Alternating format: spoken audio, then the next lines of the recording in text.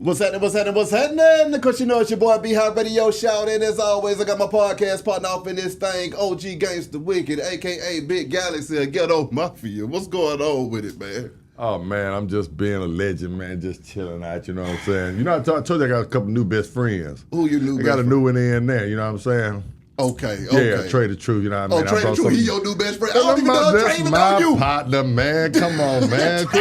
Come on, man. But now we do have a legend in the building, sir. Yes, sir. A Texas legend in this thing. Yes, sir. I mean, a man that, you know what, Trae, I'm going to just get straight into it, man. I mean, I look online and I'll see you wading through 5 feet of water with a baby on this shoulder and a woman on this shoulder trying to get into safety. Okay.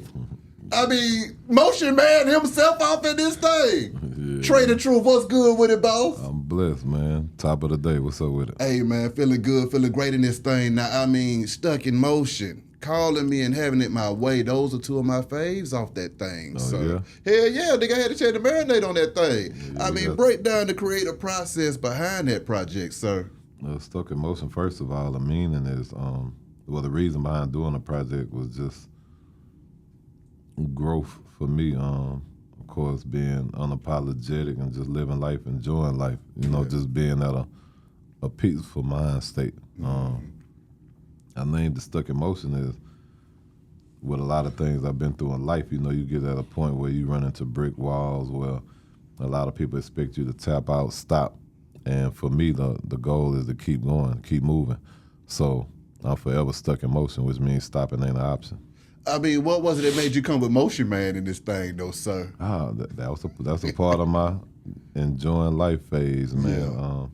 You know, like, I always like to push myself to do things that make me uncomfortable. When you get uncomfortable, that's when you know you got to level up more. Come on, man.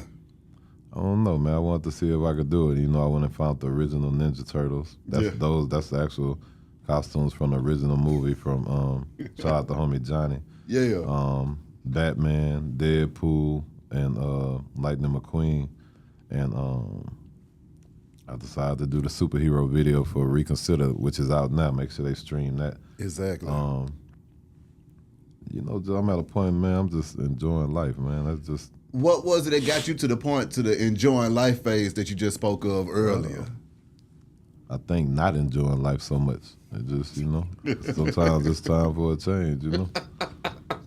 Now, I feel that. I mean, so now what? So then break that down to me. What about it was so unenjoyable to the point to where you say, you know what, I got to just change all this around? I think just the reality of it, man. The disappointment when you're disappointing the people, being angry.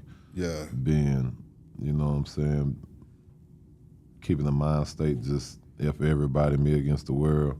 Yeah. And times it really do be like that, but that take a lot of your energy, man. So yeah, sometimes it's like, man, if I use energy elsewhere instead of using weeks, months, years feeling like that, I probably could be doing something a lot more different and enjoying it in the process. Come on now. And even in the music, you know, I love doing pain music. That's what we some of the originators of that. And even with this project, with it not being in that mind state, everybody embraced this project different. So it kind of showed the mindset that people are in. It's like, hey, man, we just at a point now, we just want to Cadillac ride and enjoy life, you know, instead of complaining all the time. So I was looking at one of them visuals with the lack on the cloud sliding through this thing, man. Yeah, first class. Come on, you and Larry June. Break that banger down to me, sir. That came about, Larry June had an album come out, and DJ Mr. Rogers was producing some tracks, and one of the tracks they wanted to get me on, and I ended up doing the song probably a few days before the album came out, and everybody took to it. And it was definitely one of the popular ones out the record. Yeah. And it was like, man, it's like I'm working on something, and, you know, people been on us about dropping another one, so he was one of the couple of features that I actually put back on my project. Okay. Speaking of features, I'm on Trilogy, sir. You know, I'm about to go through a whole bunch of different music in this thing as well.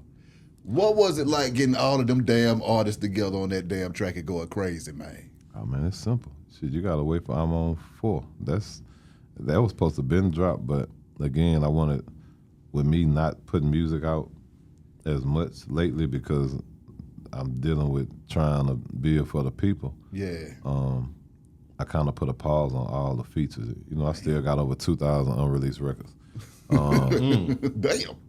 So I'm on 4, been done. Okay. But once I felt like this being my first time getting back in the game heavy, you know, as far as promoting the Stuck in Motion, after that we'll go to have fun where I keep hitting them with that ooh, ah factor, you know. Yeah. But it's there. When it comes to that creative process, though, man, I mean, when you getting those verses in from them I'm on tracks, how are you feeling when you hear that stuff? Do you ever go back and just say, you what, I need to rewrite some shit in this thing? Nah. Okay. If I take that L, I gotta take it on the chin. Because, I mean, this man got Kendrick, J. Cole, T.I., everybody you can think of in this thing. It's one person he don't got, though. Who he ain't got on that with? Yo, shit, you. He knew better than put you on your them. damn self. I don't rap, nigga. I don't rap. But if you thought the first 3 was crazy, yeah, part 4 is way crazy. I mean, can we even get a taste of what's going on 4 then? I mean, what's happening? You can. You just can't show it to the camera. Okay. I'm with you. I'll show you right now. Just make sure it's out the view of them. Yeah. Just turn that thing towards you. But I guarantee it's gonna give you even more factor. Okay then.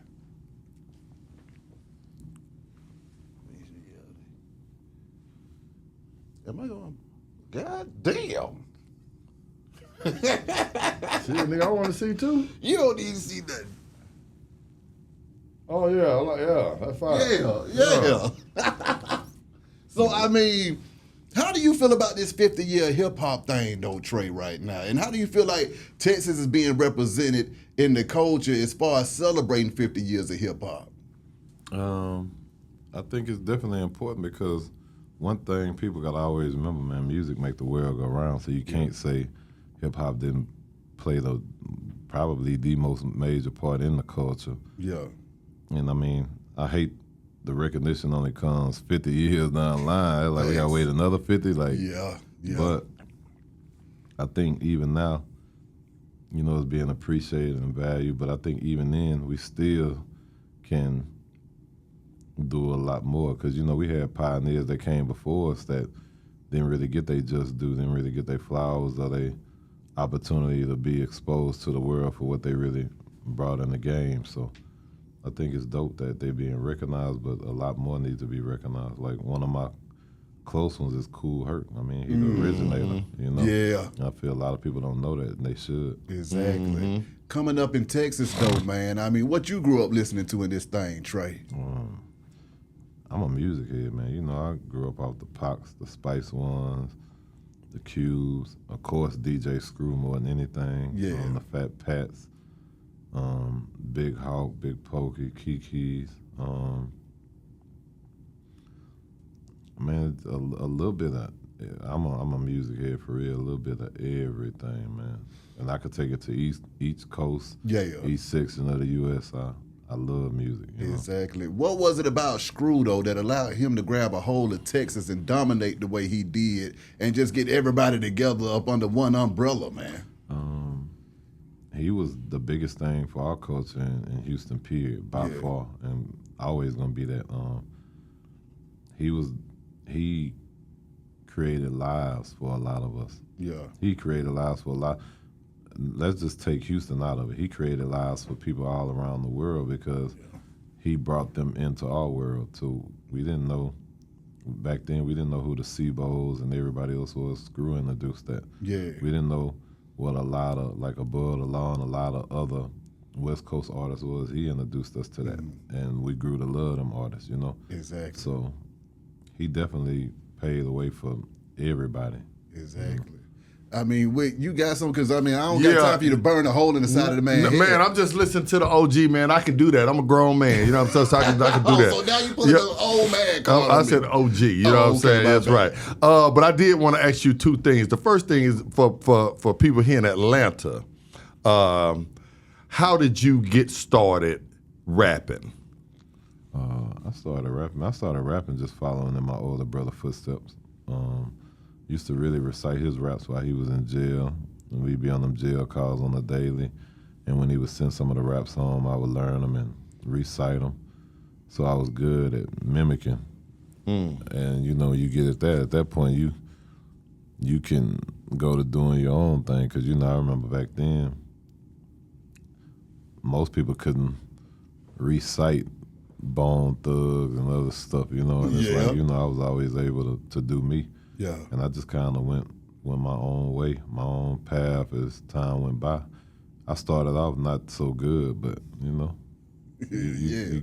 you get time to polish yourself up. Exactly. Did you ever doubt yourself at any point in your career? Everybody always say, man, I knew I was going to be the big things. Man, nigga, I was horrible when I first started. I just told you, I couldn't. Anything when I'm young, I don't want to hear that shit no more. But, you know, you keep going till you make it happen by any means necessary. And I didn't. I never knew how far I would go, but I damn sure didn't know that I would one day be one of the most respected throughout the world when it comes to music. Because you got to think relationships and respect-wise, I'm at the top of the list with that everybody rock with. You know what I'm saying? Mm-hmm. So when you first start, you never really envision that. You know, you'll be happy just to get a record played or get one big feature in life, you know. Yeah.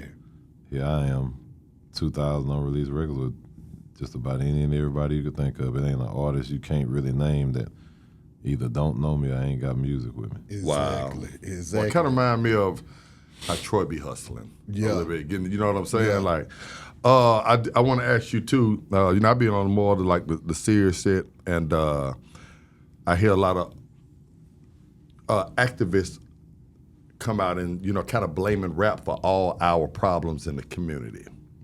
And then when I look at your resume, seeing that you know, saying you got your own day down in Texas, you've won awards for community service.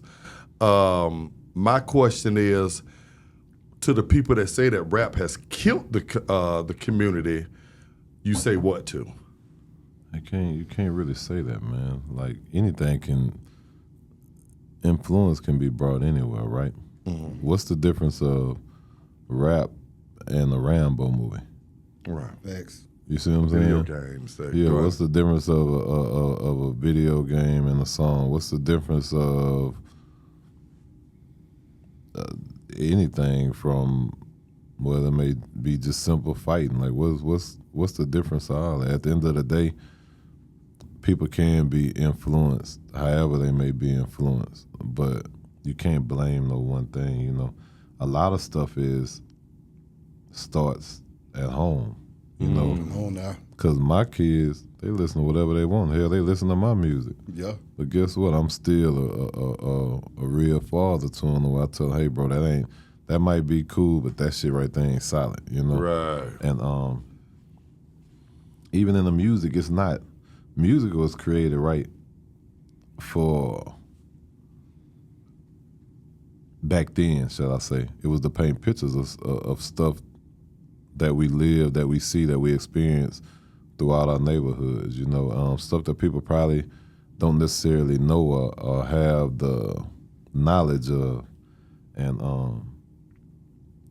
I think, maybe if you got music out here where they telling you, hey, stop what you're doing, pick up a gun and go kill this person right now, then that's some goofy shit to do. Mm-hmm. That's a problem. But, you know, at the same time, my music is just a street. And mine is, hey, by any means, I'm going to protect myself. You play with me, I'm going to take it there with you. So that's just a form of defending yourself, you know. But it all depends how it is. But you can't blame no one thing because, okay, what if they wasn't listening to music and they still doing the exact same thing? Who would you have to blame then? Right.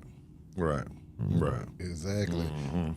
Speaking of Houston culture, though, man, how do you feel like Houston impacted the culture of hip-hop overall? It is. It's one of the, if not the, one of the most influential because Screw single-handedly alone, like I tell people, when you listen to the R&Bs, the trap souls, all that's still a vibe. But anytime you listen to sample hooks and blend mix-ups, even all the way up to the dub stuff, like everything is a form of how he did it. Now, everything may not be as slow at times, but even these days, a lot of it still is slow because you listen to it.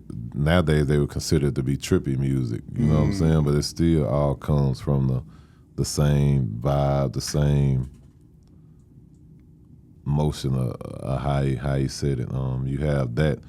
You go to think about the grills. You go to think about everybody who run around with a cup in their hand. You go to look at just different stuff that we do. We definitely impacted the culture like no other. How do y'all feel in Texas with stuff like double cups or purple stuff in the cup goes national and everybody runs off with it? Yeah, man, bro, I'm one of the people. I don't get bitter about stuff, man. Yeah. I salute the ones that take the time to let it be known where they got their vibe from. Yeah. And you know, those who don't do it, I mean, they know the truth. They know the real. You know? Exactly. Like, you know, that's why I always tip my hat to Drake. Drake let people know his influence come from Houston and others. Like, it's others that let people know that. And you got to appreciate stuff like that, you know what I'm saying? Because at the same time, they shedding light and they keeping what we got going further also. Exactly. As a young man growing up in Texas, though, man, and you find yourself on Rap a Lot, what was that like when you got down with the place that brought you together, boys? The reason I was with Rap a Lot wasn't necessarily because of everybody they brought. I was there because of my relationship with Jay. You know, Okay. Jay he like a pops to me. You know, we very, very similar. Everybody always tell you that just how we move, how we act, just our energy. You know, and we always close. Yeah. But that's why I went there. You know, he took a chance with me and wanted to show the rest of the world, like, hey man, y'all should rock with this one. This young one solid, you know. And all of my loyalty always there. Like, people, it'd be so crazy. Like, we family, but you can liable to see us in the same room and just imagine the whole room staying because me and him together. You know what I'm saying? But always close, man. How the hell did y'all link up then? So my older brother locked up knew Jay. I got a brother named Dinky who doing life sentences. He knew Jay. And then at the time back then, Jay was already dealing with people out in our circle with music, you know, and he ended up signing a few people that we knew, and then as far as who I was in the group with, he ended up signing him solo, and then I don't know, as time went by, man, you know, I was in a bidding war, and you know, it could have turned out either way it went, but Jay came through. He like, man, you know, instead of me signing you as an artist, I'm gonna bring you in. You still can be your own boss, and offer better than what some of the majors was offering. You know what I'm saying? So it worked itself out, and it put me in position to continue hustling and continue being my own boss. You know? Exactly. Being over there, man, as a boss, what was some of the game that you picked up along the way that you pay forward to the other artists that come to you trying to figure out what the hell is going on out here? I don't know. I mean, I always feel iron sharpen iron. But one thing, from when I first started, I always been that type. You know what I'm saying? I always been the one to handle my business to get it done. Like Jay'll tell people to this day, I'm a different type of monster when it come to working, a workaholic, a hustler. It ain't really many that can keep up with me. Come on now. And he's openly let it be known, like, I'm definitely probably one of the most hardest working you're going to come across me. And when it just come to getting to it, I'm a monster. Come on now. I mean, speaking of being a monster, you brought that over there to Grand Hustle up here in the A as well, sir. Yeah. I mean, how the hell did you and Tip link up, man? And what was that like being down with the team up here? Man, me and Tip was close. When we first started, we were just cool, you know. We reach out time to time, and he was on a couple of underground CDs that I had. Yeah. And when he was locked up, you know, I just, as a real one, I just reached out, you know, letting him know, hold his head and you know, I'm in support, man. You know, we rooting for him, and he hit back the exact same way. Like, man, you keep giving him hell, pressure, and we'll connect at some point. And Clay, may Clay rest in peace. Rest in peace, Be Clay. Rich, Be Rich, Lil Pee Wee, and man, it might have been, it could have been a couple more, but those are the main ones that pressed the issue when he came home, and it was like, we need to get you and Trae together. And I remember sitting with him, and we were talking, and of course, you know, even to this day, I'm still banned from Radio 1, but he was just like, man, I'm down with you, and I'm prepared to align myself with you. It's no guarantee I can get you back on, or things may go smooth, or whatever it may be. But at the end of the day, whichever way it go, I'm rocking with you. Yeah. So whatever come in front of us, we just gonna deal with it as it come. Come on. And you know, you value stuff like that. And our relationship, so it started with me being over there doing a partnership. Then as time went by, you know, of course, you know, we created the Hustle Gang thing. And then later he ended up not only having me do that, he ended up making me the VP. Yeah. So yeah. Exactly. And you know, it's dope, man. But you know, we together every day, all day anyway, man. That relationship it ain't about the music. We probably got maybe 40, 50 songs sitting up together, but we ain't even we don't even think like that.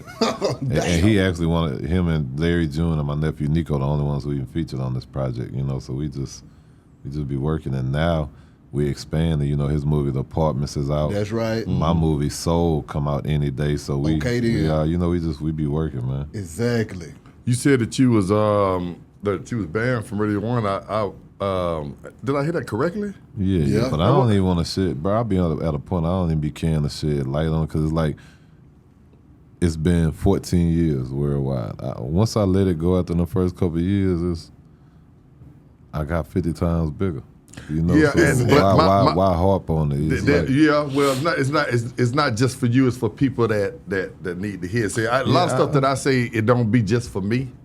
It be for other folks, because I was banned from radio too. I was banned in this city for a lot of stuff. Oh yeah, I'm banned across the world. Well, I mean, we were close now. Get on my field. We were close now. You understand what I'm saying? It was a lot of forces against us in this city. So I just wanted to kind of know, like, was it just the music? I ain't gonna take y'all way into it. I'm gonna say this, man. The issue with that is, it was never just the music. You can't play my music. You can't play my music at home. You couldn't play my music in a club. You could not take pictures with me. You could not do business. You could not advertise me. You can't even align yourself. That's the reason why I salute Tip, because if you align yourself, guess what? If you have newer artists or other artists that you're trying to get in and you want to take them there, they, at that point, they can act funny with you to where it mess it up for everybody else around you. Yeah. But he stood there with me, and you know, we made it work. Exactly. Wow.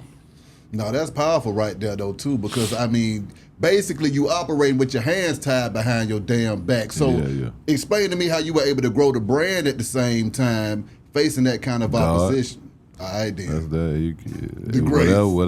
Whatever you got playing is what it's gonna be, man. And at moments when you find yourself doubting and not knowing which way things may go, you still gotta have faith. And look at it now. Now I'm 50 times bigger. Exactly. I done outlasted just about all them who been there. Come on now. I'm still here now, you know. When we talk about community, though, Trae, was this something, were you saving kids as a kid, or is this something that just kind of developed along the way? My heart always been my heart. Okay. I've been getting awards since the 90s. Oh, shit. So for people now, you know, with social media, you're able to magnify it, and everybody be like, oh, he came out of nowhere. But it's like, no, if you from Houston or anywhere around that area, they're going to tell you he been doing that. And it wasn't a turn on, turn off switch. That was just naturally in my heart. Yeah. Like, as I look at my kids, I don't tell them, hey, man, you got to wake up, you got to be nice to people, you got to help people if they naturally do it on their own. So it's just in our DNA. Exactly. Being a man out of Texas, though, man, I mean, that whole vibe out there, from the swingers to the lax and all of that stuff. Can you break that down? And then also, one thing I do know about Texas culture, y'all keep that culture going. That's the difference, too, because in Atlanta, our culture kind of changes sometimes. It used to be a strip club culture. Correct. You see what I'm saying? But it's not the same culture that it was. I see with Texas, they hold that culture, and it is what it is. Talk to me about that. I mean, everything from the swingers, the slabs. As a kid, your go-to, in our generation, your go-to was to be able to one day have a slab on swingers. That was the trophy in your life. Yeah. Of course, now a lot of youngins, they go to seeing stuff in other places, and they don't really look to want to always have the swingers. They want foreigns, they want other stuff, and I salute them because they get out there and they get it by any means necessary. Yeah. But H-Town itself, man, just Texas itself always been a tight-knit circle. Like, we can live and go day to day just staying in our vicinity and not ever having to leave, from selling music, selling records, doing shows, business to anything, you know. But of course, you know, from the clothes, the grills, the jewelry, the candy paint, the swingers, the slabs, that just get money, just a natural hustler, to, in some sense, being fly, being player, just Southern hospitality. It's a lot that come with Texas itself, but that's why we love our own, you know. I'm with that. Now, also back to when you saving folks' lives and stuff, because see, you be boots on the ground, Trae. What was a place that you touched down in and you were like, okay, this stuff is fucked up down here, and we got some work to do? Everywhere, shit. Houston after Harvey was unbelievable. Yeah. But I've done it all, from being in Florida, the way you end up on a certain part of an island where as soon as you hit there, you get a smell and it's nothing but bodies. You know what I'm saying? I've experienced that helping in Carolina, in Louisiana, and the Tennessees. Like, I've Mississippi's. Yeah. It's to the point now I'm everywhere. Like, I go wherever needed, you know. Exactly. And it'd be very, very bad. Because you have multiple types of bad. Houston and others, the flooding, you know, people having to sleep in tents in their homes. Then you have some that have tornadoes where roofs blew off or trees shot through the house and different stuff like that. Or you have places like where I'm in the Mississippis and it ain't nothing there. It's just a concrete foundation on the floor. You know what I'm saying? So it's a lot, bro. When you touch down and you can smell the bodies the second you touch down, what did that do to your mind, man? That's just the reality of it. You know, that's why I tell people, man, when people make jokes and be like, oh, well, he may do this for attention, like, bro, this shit ain't nothing cute about that. Yeah, it get real. Like, bro, you don't, when we leave, we don't know if we coming back. Let alone disasters, even from the police. When I jump front line for that, like, you're not guaranteed to come back at any time. And then it's cute, fun when they talk about water, but guess what? Ain't nobody from where we from knowing how to fight alligators, snakes, or none of that other stuff. Right. You know what I'm saying? Like, this shit get real. And on top of that, I rap. I've been in the streets my whole life. Nigga, I don't know how to cut trees down. I don't know how to tarp roofs. I don't know. But guess what? People need it at that moment, and we figure it out. Exactly. Like, why sit here and wait on somebody else to come and whine about it when we just need to figure the shit out on our own? Exactly. Do you think it's brought you, good karma over your life, getting out there and being selfish when you could have been selfish? My heart always bring good karma because, again, take it from being banned. You have an artist have a #1 record. They can come back a second time and don't have a #1 record and their career tend to dwindle away, right? Yeah. Imagine me, let alone not having a record, not even being able to do business or even operate, can't go get no deals nowhere, can't do nothing. I just have to figure it out on my own. And now I'm way bigger than I've ever been. It definitely have to be the blessings from God. And it ain't just the rescues, I think just natural. Because, stuff that they see on social media, man, that's only 20% of what I do on a daily. I can go on my phone and post stuff every day and then people be like, man, when this happened? They have no idea. You know what I'm saying? Like, my whole goal for when I do it, I learned how to use our platform to spread awareness and to motivate people at the same time. make people understand, hey, man, you can get off your ass. You don't have to be rich to get out here and help people. Yeah. Right. You don't even have to be, you can help and may not even have the physical strength to do it. Sometimes just hearing somebody out may end up changing the situation. Exactly. And people don't know that. You know? Who besides, your creator, who instilled that in you? It's just naturally always just been me. I when think it's just my heart. when the mom, when the pops, when the grandparent, when the family structure. You gotta say mom and pops because they birthed me, but it was just naturally in my DNA. Like that was my thing. Okay. I always had the heart, and I've always been the one that people gravitate to. You know, and my kids the same way. And I ain't never held conversations tell them you need to do this or do that. They just naturally do it. It's naturally do it, yeah. It's in the DNA. But see, also I gotta ask this question though. During those times where you think to yourself, okay, I can't get a deal. They ain't showing me no love on the radio and stuff like that. It seemed like everybody turned their back on me. Yeah, you can feel like it's over. You could be bitter. You can just at that point be F the world. Yeah. But when you start realizing, man, don't nobody owe you shit. All right, now. if they don't owe you that, like, how can you be mad? I'm really realizing I'm mad because I'm expecting me out of them. But that don't make them them. Exactly. What makes me makes me me, so I can't always expect that from them. And once you start accepting a lot of stuff and even taking accountability of different stuff, you move forward. Exactly. That was the reason for this whole album, Stuck in Motion, man. Yes, sir. I could be angry about a lot of stuff right now, but it is what it is, bro. I'm going to live life. I'm cooling, man. Big old facts. Now, long live the Pimp with Future. Another one of them bangers right there, sir. Yeah, How did that joint come about? Shout out Future. Shout out Orlando, BK, everybody. Back then, a lot of people didn't know. Like I got real history with a lot of artists.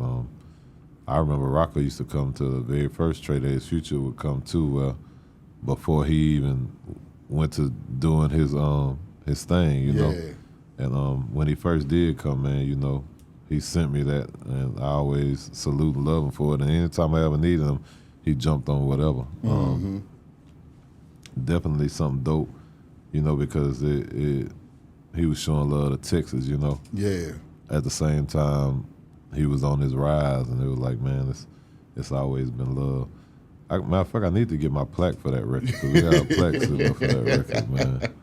I feel that. The Pimp and the Bun, UGK, man, what do they mean to you coming up? They're definitely something big for our culture, just watching from where they came to end up being one of the biggest groups in the world is definitely a blessing, because you look and when you can see some of your own people that you can touch, you can reach out to, and you seeing them being embraced across the world, you gotta appreciate that. Come on now. Have you had one of the Trio burgers? Are they good as Bun say?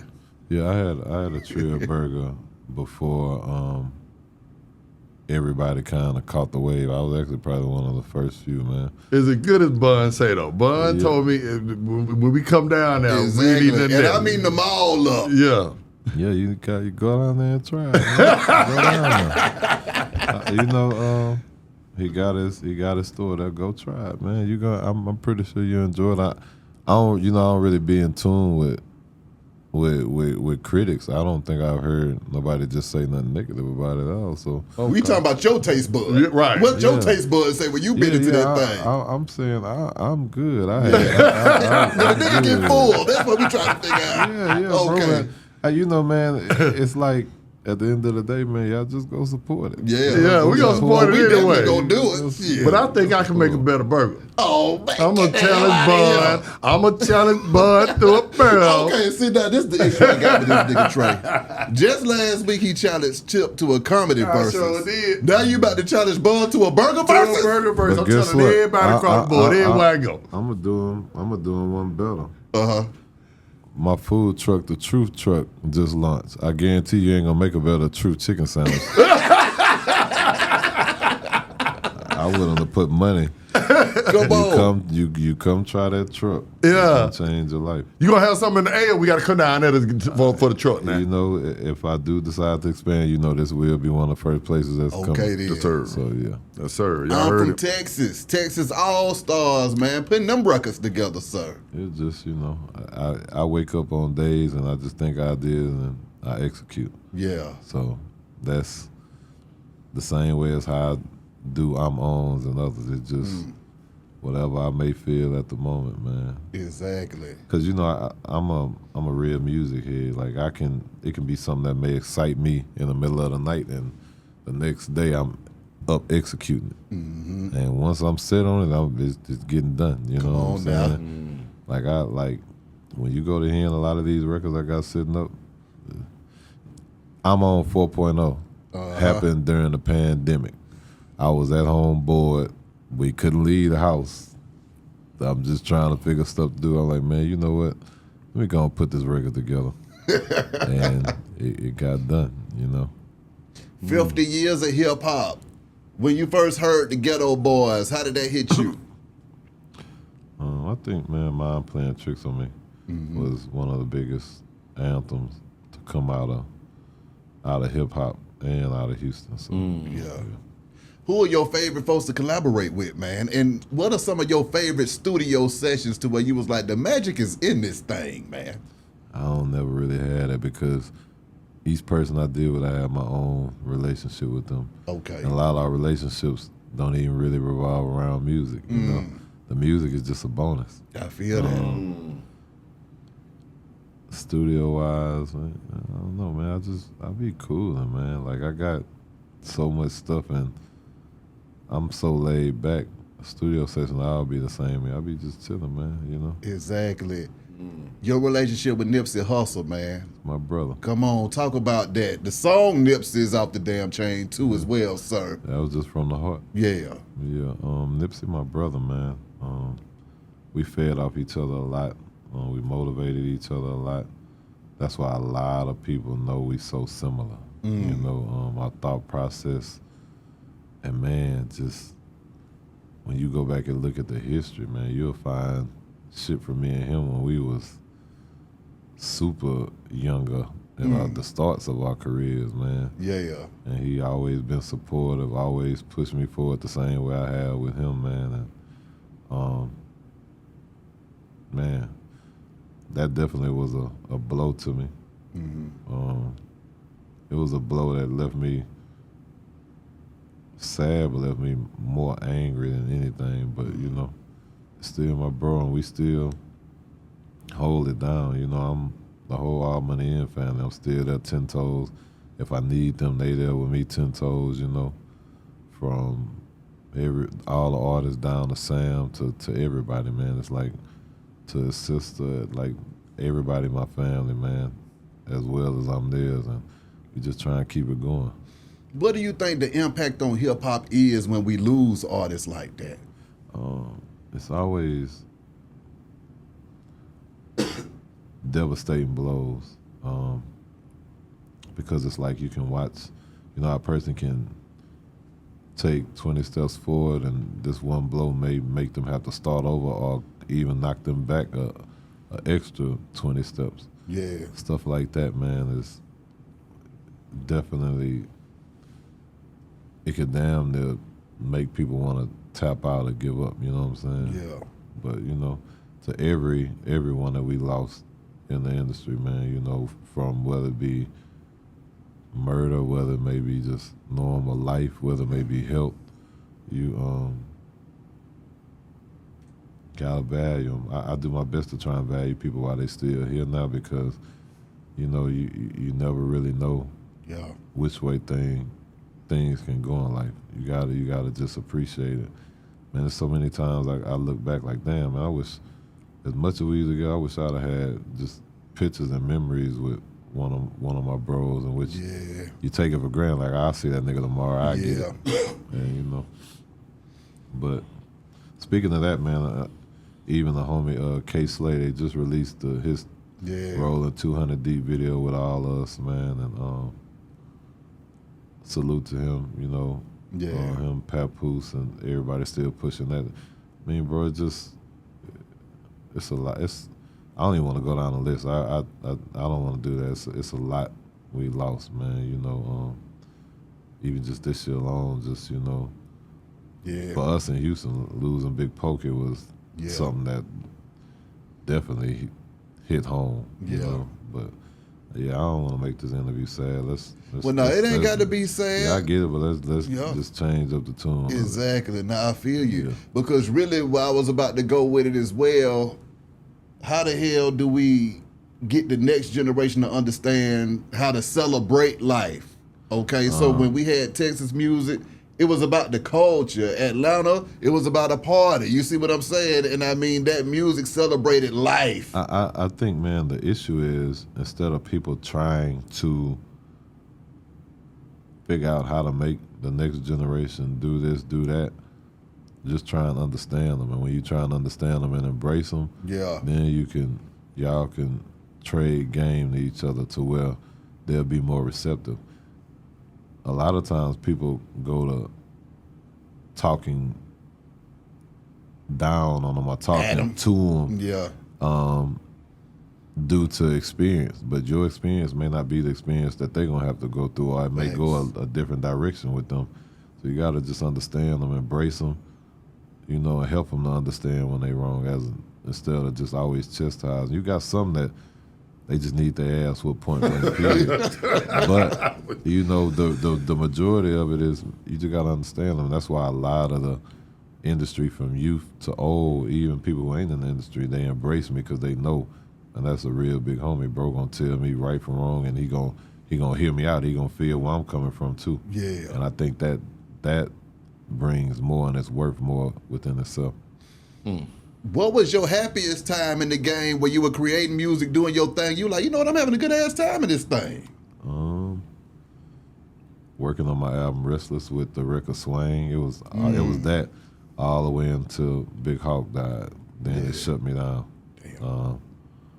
And that album, it shut me down, but that album I felt like I had something to prove because Hawk believed in me so much. It was like,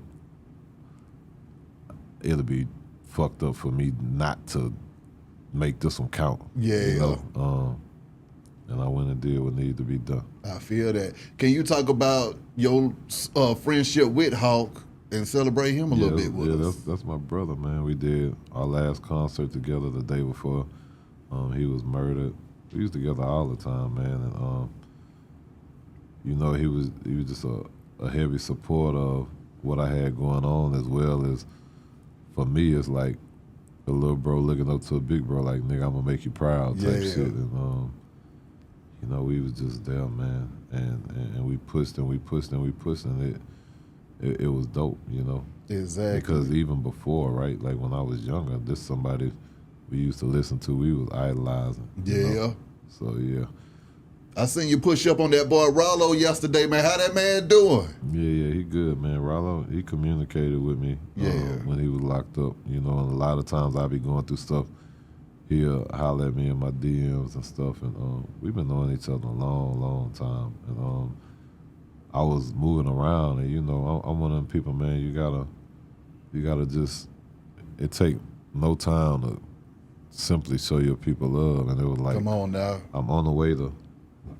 I was on my way to do something with Dame Dash, and it was on the way where he was gonna be meeting up to do his interview or a video. And I was like, man, let me just pop up and surprise the homie. Yeah. For sure. He was happy as hell when he seen me. He had no idea. Come on. Always that, man. But I've always been that through history, right? Like when Turk was locked up from the Hot Boys, I'm one of the people who actually just popped up out the blue just to visit him. We ain't really know each other like that, but it take no moment to. It's not hard to keep it silent. Come on now. Lil Wayne was in jail. I was there right there visiting, making sure I support bro. Even down the Thug, I done been to court visiting him. That's my little brother. So like it don't take much, man, just to be a person to let you know, hey bro, you ain't alone. Come on now. I mean, you done did music with Thug as well too, man. We got a whole album sitting up. Okay now. I mean, is that motherfucker jamming? Don't get pissed with me, Trae. This album been done for years, and I could wait another 10 years and it's still gonna be out jamming. My God. Easy. I mean, did y'all get in that thing together and record? How was that? Was y'all sending records? We do both. Okay. We do both. Okay. And if anybody who know me and Thug, you go look back to when he was first starting. I've been there with bro. Yeah. You know, like that's my bro. And, but it's been that way with a lot of artists. You go back to look at Wiz's, you go back to look at J. Cole's, you go back to look at even Kendrick. A lot of us came up together, you know. Yeah. And I just always been there, and they always be there for me the same way. Come on now. Yeah. Come on now. You got anything you need to get off your chest with? No, man. I know that, like when he was talking about the being blackballed and you only really got yourself. Yeah. I felt that, you know what I'm saying? I really felt that, and it's kind of motivation to me to hear somebody else go through it because it's very few of us that go through it and know it. Yeah. You understand what I'm saying? Yeah, that's another thing. And you know I have talked your ear off about that same thing. And I don't know this man from a can of paint, so to hear him say that and kind of, let me know without him even knowing, he let me know, hey, long as your critics with you, can't nobody stop you. And it's almost like he was a fly on the wall in the conversations that me and you had, that we've been having. Yeah. I think, matter of fact, when I was talking about Tip the other day, it's kind of something that I spoke about that, man, I gotta thank my creator for where I'm at rather than where I'm not at. Yeah. You know what I'm saying? So I took that from him, and I appreciate that from you, brother. Oh, all love, brother. Trae, if folks trying to get down with the movement, the music, and get in contact with you, man, how do they do that? On my IG, that's the thing that I'm hands-on with, at Trae ABN. I got a Facebook. I don't really know how to work the shit. It just it posts whatever I post on IG. Yeah, you got a link. They call that link. Yeah. You know, the album Stuck in Motion out. Shout out 1 RPM. You know, yes, Nick. Lando, Nick, what up, though? Nick Guccio, Lando. Yeah. Team that shout out management, Kenny Hamilton, publicist Marty. I mean, we just working. Other than that, man, you always can find me. I'm roaming at all times, man. I can dig it. Well, Trae, appreciate you coming through this thing, man. Wish you nothing but the best and much success. Beehive Radio shouted. Big Galaxy, Ghetto Mafia, OG Galaxy Gangsta. Week, man. Quit calling me all those names, man. We out of this thing.